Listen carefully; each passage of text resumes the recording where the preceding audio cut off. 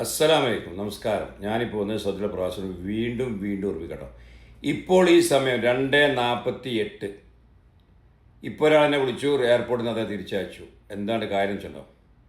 അദ്ദേഹം ഇവിടെ നിന്ന് റീഎൻട്രി അടിച്ച് നാട്ടിൽ പോയ ആളാണ്.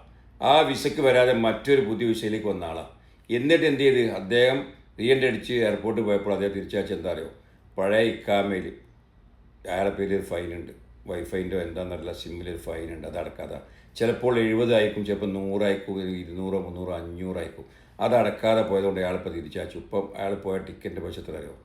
ചിലപ്പോൾ 3000 ആയിരിക്കും. ഇപ്പോഴത്തെ അവസ്ഥയിൽ 3000 ടിക്കറ്റിന്.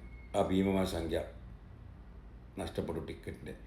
അദ്ദേഹം ചിലപ്പോൾ അദ്ദേഹത്തിൻ്റെ വീട്ടിൽ എന്താ കല്യാണമോ അല്ലെങ്കിൽ മരണാന്തര കാര്യങ്ങളോ അല്ലെങ്കിൽ വേറെ അസുഖമായിട്ട് എന്തൊക്കെയായിരിക്കും പോകുന്നത്.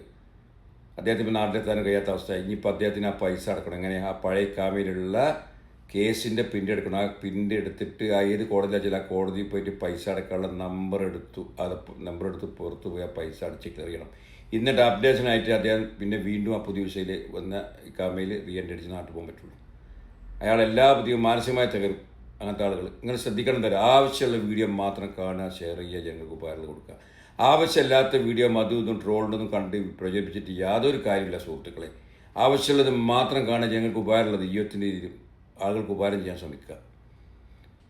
നിങ്ങൾ റീഎൻട്രി അടിച്ച് നാട്ടിൽ പോകുമ്പോൾ ആ വിസയ്ക്ക് വരാത്തൊരു വ്യക്തിയാണെങ്കിൽ അതിലുള്ള ഫൈൻ ഉണ്ടെങ്കിൽ അടച്ച് ക്ലിയർ ചെയ്ത് പോവുക. അല്ലെങ്കിൽ അടക്കാതെ പോവുകയാണെങ്കിൽ നാട്ടിൽ നിന്ന് പുതിയ വിഷയത്തിൽ ഒന്ന് കഴിഞ്ഞ ശേഷമെങ്കിലും ആ കേസിൻ്റെ പിന്നെ എടുത്ത് ആ പൈസ അടച്ച് ക്ലിയർ ചെയ്യുക. എന്നിട്ട് പുതിയ വിഷയം ഇക്കാമയിൽ റീഎൻട്രി അടിച്ച് പോകാൻ പാടുള്ളൂ, അല്ലെങ്കിൽ എയർപോർട്ടിൽ നിന്ന് മടങ്ങും. എത്രയോ വട്ടം വീഡിയോ ഇട്ടതാണ്. ഇതൊക്കെ എല്ലാവർക്കും ഷെയർ ചെയ്യുക. എന്ത് സംശയം വിളിച്ചോളി. ഓക്കെ, അസ്സലാമു അലൈക്കും.